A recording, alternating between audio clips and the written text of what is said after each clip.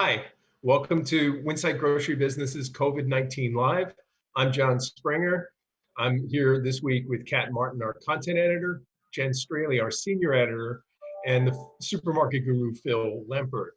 Phil, I wanted to start things off by telling you that although the country's getting back to normal, and I hope everybody had a good Memorial Day weekend, I tried to pop into my local Aldi over the weekend and found a line that had to be 60 people long.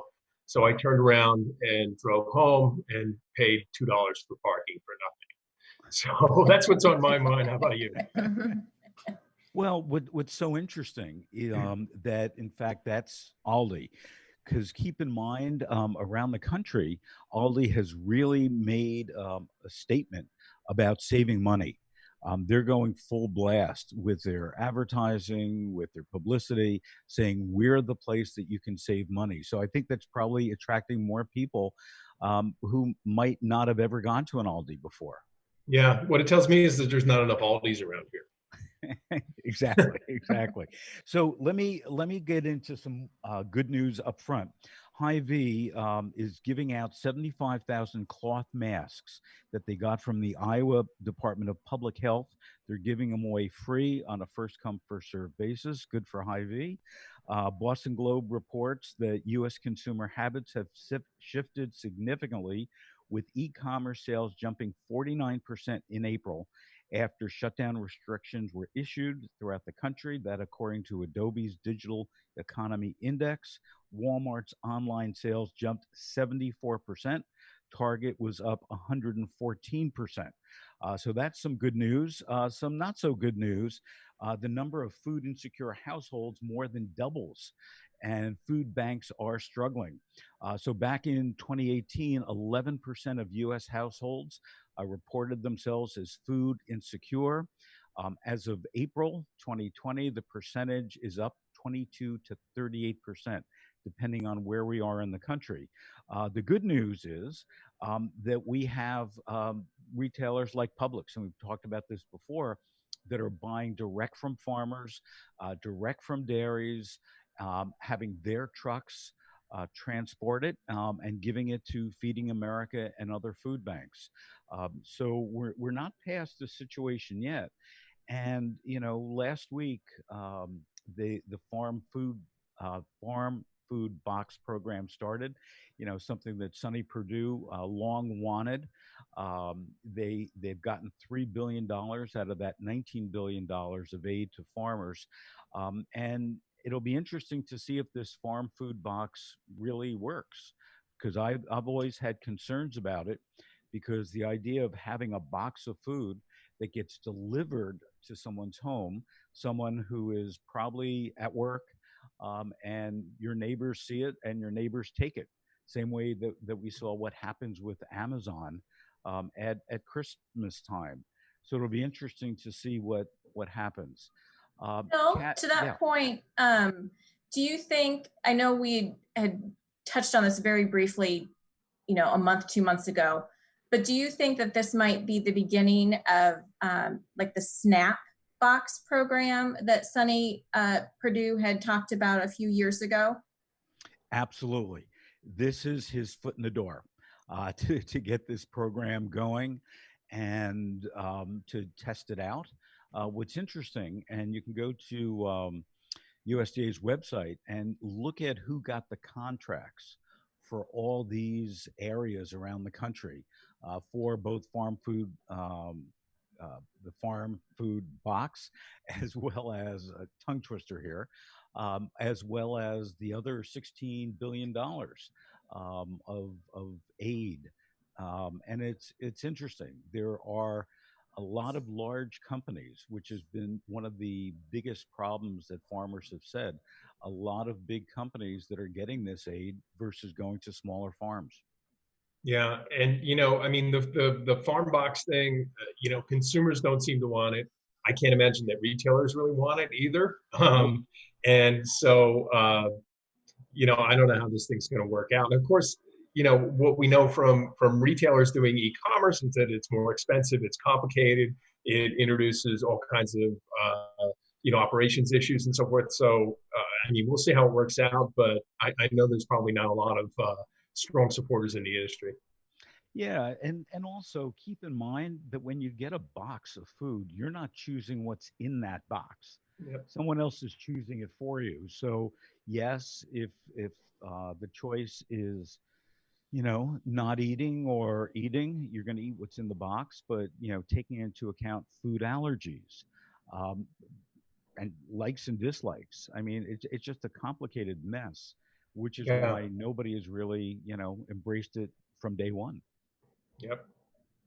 So, Kat, tell us what's going on at Schnucks and a new concept store. Yeah, so Schnucks, earlier this year, maybe last year, I can't remember when this all happened. My time frame is completely messed up now. But Schnucks had acquired a couple of Lucky's locations in Missouri when they went out of business, and they are now turning one into a new concept they're introducing called Eat Well. So this is going to be a focus on organic and natural foods and really just try to hit on those consumers who are really health conscious. So we'll see how it plays out. Right now, they only have one planned, I believe, but they still have room to grow that concept. I think it's something that once we get past all of this and maybe kind of get back to life a little bit more normal, we'll really start taking off. And it's the same thing that Hy-Vee started, I guess, Right. now about a year ago with their healthier concept as well. So do we think that, everybody's going to do this? Is there a market for it? Or, with the other stores that are out there that are doing well with this concept, there's going to be a fight happening? I mean, I'll give it a shot. I mean, the Lucky's became available because that natural organic concept, as fun as it was to shop, and it was a kind of a cool store, had a long way to go until it got profitable, and they pulled the plug on it. Earth Fare had similar problems. So, I mean, that's why there's this glut of available real estate to begin with. So, it's probably an unproven concept at this point.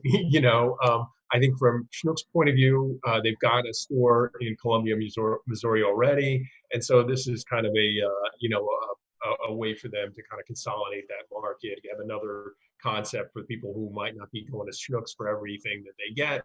Hey, they can go to the Schnucks natural store and get what they want there. So as all these other retailers like Schnucks, like Hy-Vee are experimenting with this concept, and to your point, John, we know that a lot of the concepts that are out there hasn't worked, which is why the stores are empty and able to be rented. What does that do to Whole Foods? I mean, Whole Foods really still owns that category of natural and organic. Um, do you think that the people at Whole Foods and Amazon are getting nervous when they see these? I mean, my thought is, yeah, I think to a certain degree, the mainstream retailers, the Krogers and the Walmarts and the Albertsons have done a good job kind of taking away that natural food stuff that Whole Foods kind of relied on for so many years, and then they were kind of left with this idea that they needed to sort of balance this out with whatever Amazon's bringing to the table in terms of delivery and that kind of stuff, a little bit of the theater of food that Whole Foods did better. But I think as evidenced by Amazon looking into a more conventional grocery store, it's not a concept for everybody. It still has a reputation for higher prices, even whether that's as true as it used to be or not. They still have that a little bit of that reputation. So I think retailers see there's an opportunity to play in more affordable natural organic, and I think that's what we're seeing. You mentioned Albertsons. Albertsons got some really good welcome news last week. Yeah. Apollo Global Management bought 17.5% of the company, and the shares they bought were part of those that were owned by their current owner, Cerberus and Kimco Realty, and a few other, pardon me, entities that have been controlling Albertsons now for 14 years. And it's widely assumed that their shares were the ones that are to be sold in this IPO if they get it off. So this is an opportunity for these guys to reduce their holdings a little bit, which they've been looking to do for a long time. But I think it points to the possibility that Albertsons will get a little more capital out of an IPO when they pull it off. So a big vote of confidence in Albertsons, which they filed their S1 just before the COVID strike. I mean, they almost like the day before the markets completely collapsed. But they've got a real chance to be one of the first IPOs out of that because they're in an essential business. Their business is flying. They've got a great reputation now for their management and all the hires that they've made over the last year or so. And even in the normal times, at some point last year, they began comping a little faster than Kroger, which had been kind of the pace setter in conventional grocery for a long time. So things look up for Albertsons right now. We'll have to see if they can get the IPO off, but it should be soon if they can do it. So to your point, with the new management, they've really done a terrific job, especially on the new stores, the marketplace stores and the like. What do all of you think that this signal is for Albertsons? Have they turned the corner? And what about all those old Acmes in Philadelphia and some of the other stores that really need money put in them? Is that going to happen now?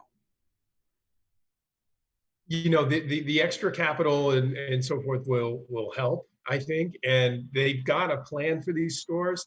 They've been doing a lot in terms of expanding, like drive up and go. They were what they call their click and collect, drive up and go, and so a large part of their capital planning involves doing that kind of thing to these older stores. And you're right, some of the Acmes are getting up there in years and probably need some renovations. They took over a bunch of A&Ps that need a lot of work as well, and took those over quickly and didn't necessarily scrub the floors and really redo them in the way that like a Publix does when they make an acquisition. They're very deliberate about opening as a full-fledged blown out Publix. So there's an opportunity there. I just think that there's generally been a good momentum at Albertsons, and it was really kind of leading from the time at which Jim Donald left and Vivek Singh Karen came in, and they made a lot of high profile hires, including people from Amazon, and the head of product at Xbox is now there, and so a lot of nice leading people. They've got a whole HR thing that's kind of been running in the background here that I think we're going to hear more about soon. So they're definitely putting a story out there that this is a company with a lot of momentum and ready to kind of build on this that they've been building. Can we finally say that SuperValu's influence over Albertsons is over? That when they first took it over, the big problem that Albertsons had was it was being led by a wholesaler, not a retailer. So are all these signs that era is over and now they're back in the retail business? Yeah, I think that's true. And I mean, they've been in the retail business for a long time. I think what it pointed out was that SuperValu wasn't really, prepared to be a retailer. And it's ironic if you kind of look at the beginnings of what is today the company Albertsons that's going public was really the stores that SuperValu considered that weren't good enough to even acquire. So tremendous turnaround in that business. Let me head to Facebook. We've got greetings from Atlanta, Georgia, from BHN Basic Human Needs. Bill Gerlach has given us some more input into the food box program. He says it's designed to be delivered directly to the contracted food bank or food pantry. It is a curated box that the food bank has authorized. The idea is for the clientele to drive up to the food pantry and get their food box, completely a voluntary program on the part of the end user. Our friend Kai Robertson, on the issue of natural foods, I found this a good quote by the founder of Thrive Market, the online purveyor. But Kai, I don't see the quote. Dave Foreman says the only area where Whole Foods excels is in curating meat. pretty much every other retailer now offers quality organic produce, dairy, and packaged goods. So Kai, post that quote so I can read it. So let's talk about meat. Dave Foreman is bringing up Whole Foods quality in meat. Kat, what do you see? Yeah, well, we have Anne-Marie Rohrink, who is writing a series of articles for us about the meat category with data from IRI. And this latest round, which covers up to the week of May 10th, we now see that consumers are starting to see the impact of the price increases in the department, but that really doesn't seem to be slowing down their purchases. I think that right now they're still kind of willing to bite the bullet and pay that higher price. So, for the week of May 10th, sales were still up 40% over the same period the year before. And if you take it from year to date, so from January 1 to May 10th, meat department sales were up 24%. And then if you take out the pre-pandemic, so if we only look at the pandemic weeks, which is March 7th, I believe, until May 10th, meat sales were up 45% and volume was up 35%. So, Now with that, we've seen over the past couple weeks, or maybe 3 weeks at this point, that retailers have been limiting meat purchases to only 2 packages. So the growth and the demand sort of tells me that it's even bigger than the numbers that we're seeing, that if they were allowed to buy, unlimited meat, that the numbers would be higher. And do you think what's driving that is the potential for higher prices, or the fact that people, want more comfort foods and rely on meat? Or was it Memorial Day barbecues? What do you think, Well, I think it's a little bit of everything. I think people are cooking more, and it's been proven that when you cook more, meat does become center of plate again when you're cooking at home. So there is that. So they're turning to that because they need to, to fill their families' plates. And then there's also, I think there's still that element of panic buying where, they still want to make sure that they're going to have meat 2 weeks from now, 4 weeks from now, 8 weeks from now. They're really stocking their freezers. We've seen some data where, they're purchasing more in order to put it in their freezer for a later date. And even though we're talking a lot about meat sales, there's also been a huge push for plant-based meats as well. So those sales are up considerably too. But what's interesting is that even though their sales are up, the sales of meat has risen so much that the plant-based market share has actually gone down slightly. So now it's only at 1.18% of the category sales. So, I think everybody is just purchasing a lot of meat and plant-based meat products in order to fulfill their needs as they're cooking at home. And I noticed that Beyond Meat actually gave $1 off of their plant-based burgers before Memorial Day as well, to try to drive some more activity. And, probably what I was thinking before you just told me what you did, that their market share has gone down, is they were trying to be the good guys because they are, more expensive than typical ground beef. And, maybe it was because they see that their market share is closing in on them. Well, I know Cat's data is from IRI, but the Plant-Based Food Association just came out with numbers today that, sales are through the roof. And for mid-March, sales of plant-based meat alternatives were up 148% versus the previous year. And then that continued at over 62% for the following 4 weeks. And they're saying that plant-based meat alternatives are outpacing animal-based products by twice as much. But it's a smaller base. We have to remember Sure. that, it's a much smaller base, so we should see that growth. I want to go back to Facebook. Kai gave me the quote. And then, Jen, I'd like you to comment about this. This is again from the CEO of Thrive, the online grocer. What's gotten less attention, but we actually think is every bit as important, is this transformation of more and more people into conscious consumers. The moment COVID-19 hit, everybody on some level became a conscious consumer. Everybody is thinking about safety. Everybody is thinking about health. Everyone is thinking about quality. Everyone is thinking about the transparency of the supply chain. This very much accelerates where we're trying to go. What do you think? I think that it was important before the pandemic, and a lot of those issues are even more important now.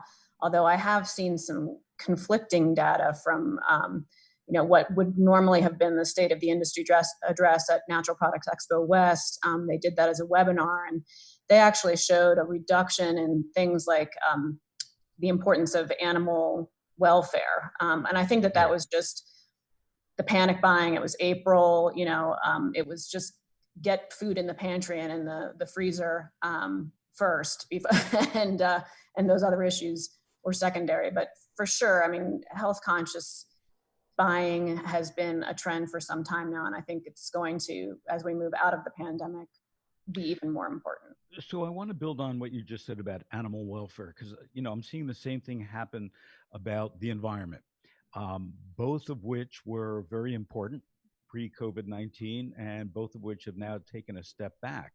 Even if we look at all the hand sanitizers that are petrochemicals versus those that have been more natural or in the natural space.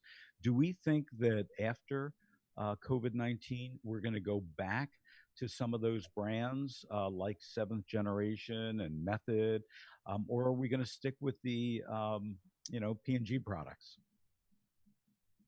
I think that the better for the environment brands have a very loyal following, and I suspect that through the pandemic, those loyal customers have continued to buy those brands.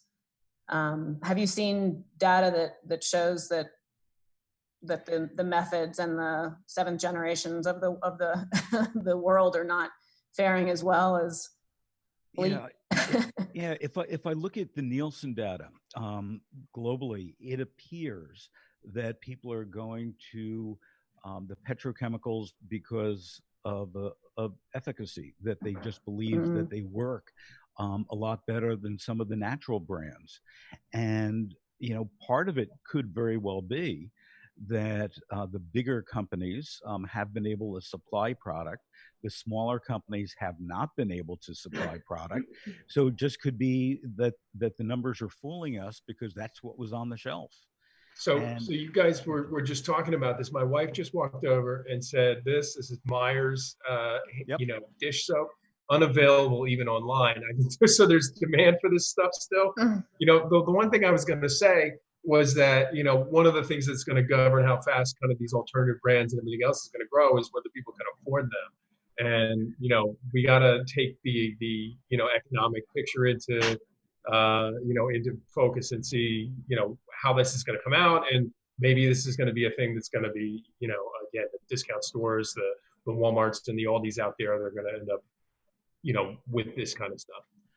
I wonder, when we talk about emerging brands, whether, and those especially that have been co-packed versus small companies that have their own packing facility and they have not been on the shelves. I'm wondering if what happens is that the big brands, and we've seen a return to big brands because of availability. We've seen a return of retailers working with big brands, while a couple months ago they wanted to curate. They wanted to have something that nobody else had, and found that to be a fragile supply chain. Whether or not a lot of these emerging brands, now is a perfect time for them to sell to the big brands. And it's a perfect time for the big brands to buy these emerging brands because they haven't been able to innovate the same way. So what do the three of you think? Do you think that when we get through this, we're going to see a lot more purchases of emerging brands? Well, I know that, with the panic buying, one aspect, one result of that was that people were trying new brands, and that happened to me. And I found a new, breadcrumb that I like even better than the breadcrumbs I've been buying for the last, years.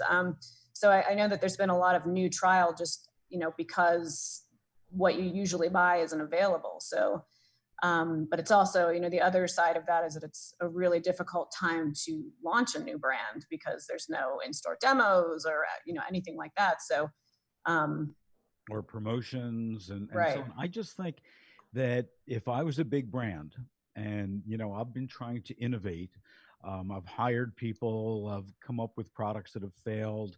I look at that sector that has really, created, maybe it's a small niche, but they've created a following that now's the time to, scoop them up and, go back to the old General Foods model.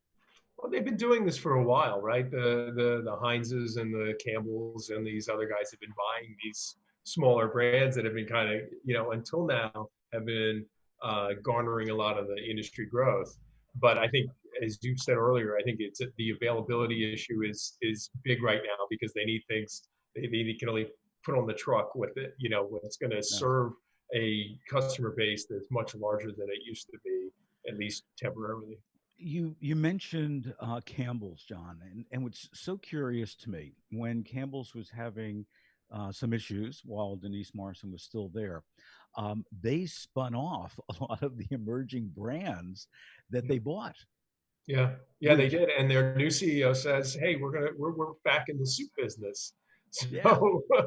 and I think he's gotten some good reviews for that so far. Yeah. I mean, I think what the big brands learned was that this was a complicated industry as well, and so not everything worked out as well as they would have hoped. But yeah, there's a little bit of mixed results, you could say. And Jen, some good news. Okay, for the actual meat lovers, White Castle is offering a 20% discount to all grocery workers through June 15th. Really? I didn't know that. I love I grew up on White Castle. I love them. Well, that is good news. So with that, thank you all for joining us today. Please feel free to add more comments on Facebook. We will be monitoring them. Again, our prior episodes are all archived on Winsight Grocery Business and on Supermarket Guru, both on our Facebook pages and the websites themselves. And we will see you back here 9:30 a.m. Pacific and 12:30 p.m. Eastern on Thursday. Have a great day and be safe.